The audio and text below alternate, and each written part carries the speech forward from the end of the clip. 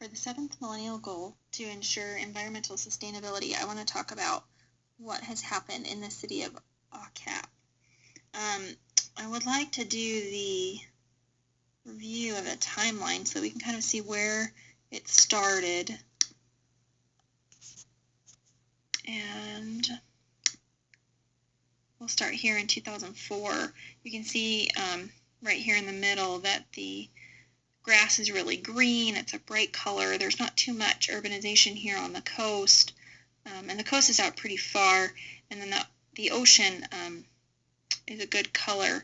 And as we move along, we can see that it's still green. Now we're in 2012. We can see there's some more urbanization. The ocean's still about the same color as it was about 8 years ago. But we definitely are seeing that more people are moving in. And we can see just a couple months later how much of that green has been overtaken by trees, and that's just a sign of the pathway that a grassland will take.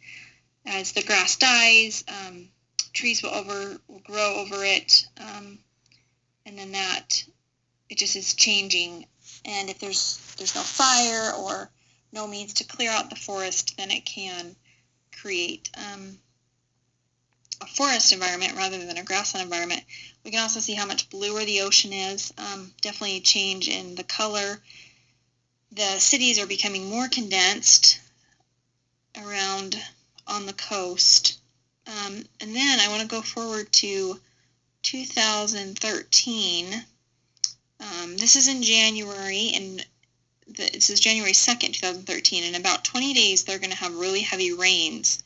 And we can see now, this is mid-February, so the rains happened about 2 weeks ago. We can see how lush and how dark and green this is. We can also see the change in the color of the ocean again, and so that's showing the pollution, and a lot of homes were destroyed, and lots of businesses and bridges and all kinds of things were destroyed during this heavy rainstorm of the cyclone that came through and hit Seychelles. And then we'll move forward. We can see as we move forward that it kind of is starting to dry out. The cloud cover is still pretty heavy, and then we can see just 2 months later how much more dried out it is. The ocean has kind of returned to a normal color of blue, but there's definitely still a lot of damage that has happened. And this is where we're at today. You can see how thick the forests are, and that there's other little towns that are popping up more inland in the city. And this Seychelles is an excellent country. They are really good at ensuring that there is good environmental sustainability. Over 50% of all the islands are under this program of saving the land, and they try really hard not to urbanize too much of it.